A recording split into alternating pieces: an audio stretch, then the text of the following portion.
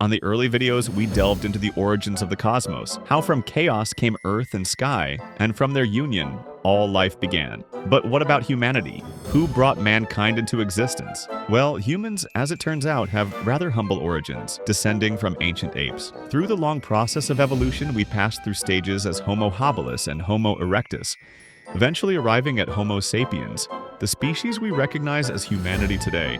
Modern science leans on Darwin's theory of evolution, but to the ancient Greeks, humans were crafted by the immortal gods, specifically by the Titan brothers Prometheus and Epimetheus. When the world was still young and populated only by gods, the earth was vast and empty. Bored of the barren landscape, Prometheus and Epimetheus asked Mother Earth, Gaia, for permission to create life to liven things up. Gaia agreed, and the brothers began shaping creatures from earth and water, bestowing upon each species a special gift. Some got 4 legs, others wings, feathers, fur, or shells. Each animal was armed with its own tools to survive. But in their frenzy of creation, they overlooked one being, humankind, left completely defenseless and exposed. To correct this oversight, Prometheus took on the role of celestial sculptor, crafting humans in the image of the gods themselves. Humans were designed to stand upright, hands free to shape, build, and create, or in modern terms, type out opinions on the internet. This design upgrade set humans apart from the rest of the animal kingdom.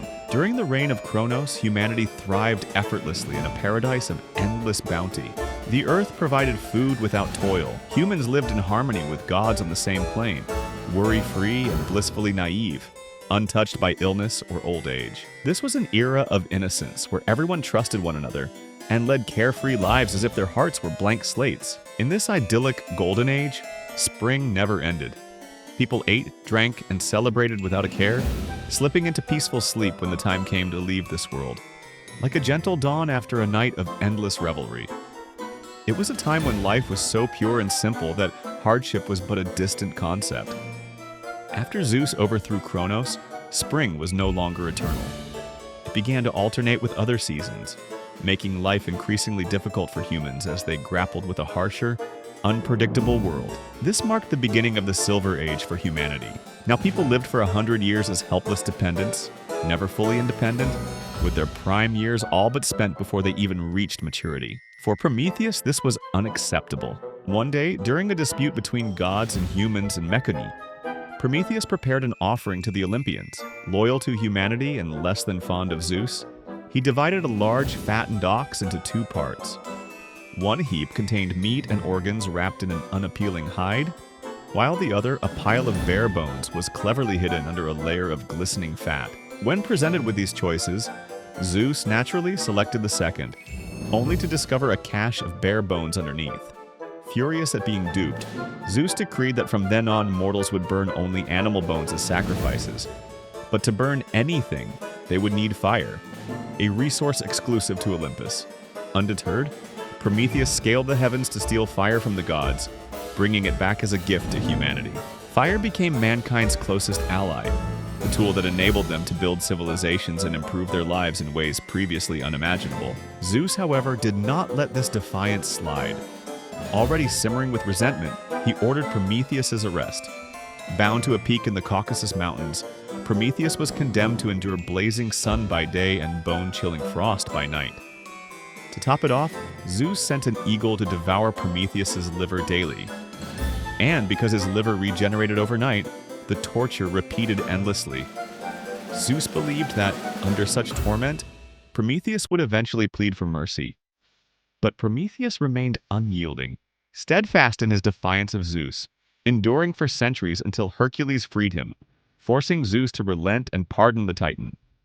The myth of Prometheus's stolen fire reflects the human discovery of fire and its transformative impact, marking humanity's first great energy revolution. However, it also echoes the patriarchal clan society and later the slave-owning era. Humanity's intellectual and physical achievements are attributed to Prometheus and the gift of fire. In this context, without a slave-based society, there would be no tragedy of a shackled Prometheus. Prometheus, though divine, symbolized the rejection of divine authority itself. His story embodies the human spirit, deified to rebel against the gods. When Zeus ultimately conceded, it symbolized the defeat of conservative forces that hindered social advancement and the rise of civilization. Today, the fire of Prometheus stands as a symbol of liberty, enlightenment, and progress. The Promethean spirit represents unyielding freedom, resilience, and the relentless fight against oppression, exploitation, and tyranny. Yet Prometheus stood firm, enduring for centuries until Hercules freed him, forcing Zeus to accept the Titan's defiance. But Zeus wasn't done with humanity. To ensure they too suffered, he ordered Hephaestus to create the first woman, Pandora, a gift to Epimetheus, Prometheus's gullible brother. The gods each gave Pandora unique qualities: beauty from Aphrodite, wisdom from Athena, charm from Hermes, and the most alluring voice from Hephaestus. But Hermes also added a touch of deceit, a tendency to say one thing while meaning another, and a knack for flattery. Pandora's destiny was set. Despite Prometheus's warnings, Epimetheus, blinded by her beauty, accepted her as his wife. As part of her dowry, Pandora received a box from Zeus with strict orders never to open it. But curiosity, her most human trait, got the best of her. She lifted the lid, unleashing every calamity upon the world. War, poverty, disease, violence, even TikTok. Realizing her mistake, she quickly slammed the box shut, trapping only one thing inside: the spirit of hope. From that day, humanity was no longer carefree.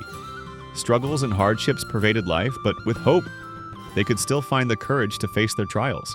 Pandora's box, a gift outwardly beautiful yet internally treacherous, became a symbol of deception, a gilded exterior hiding dark secrets. This tale marks the end of the Silver Age and carries a strong undercurrent of the ancient patriarchal view. In these myths, women were often seen as the root of troubles, echoing societal attitudes that blamed curiosity, temptation, and desire as the cause of humanity's woes.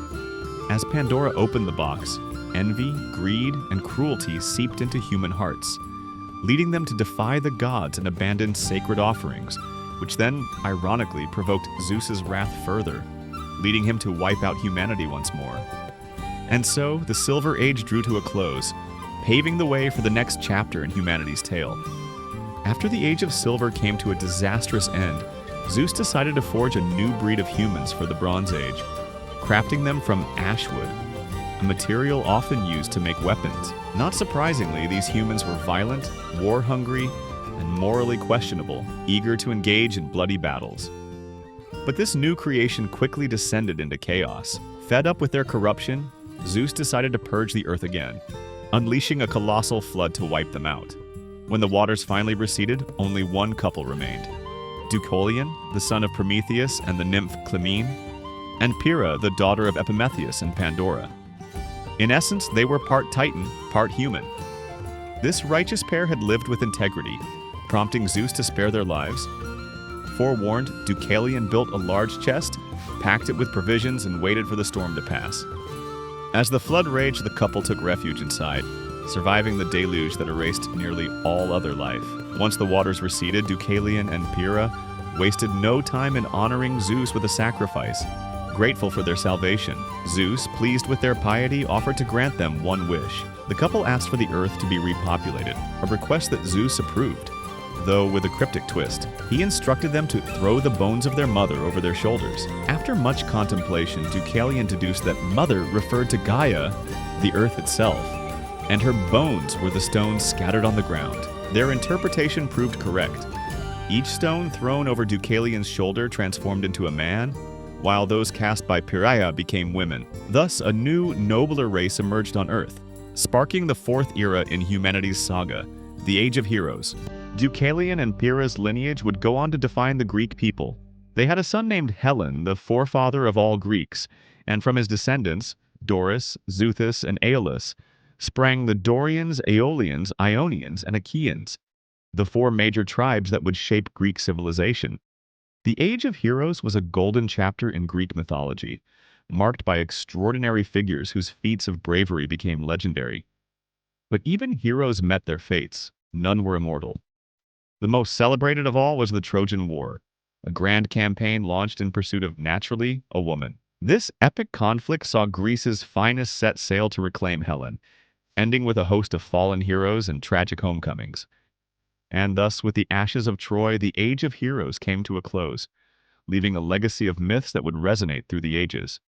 The Fifth Age is the Iron Age, a harsh and miserable time, worse than all its predecessors. Humanity now finds itself trapped in a relentless grind, living lives filled with struggle, sorrow, and ceaseless labor. In this era, the world has plunged into moral decay.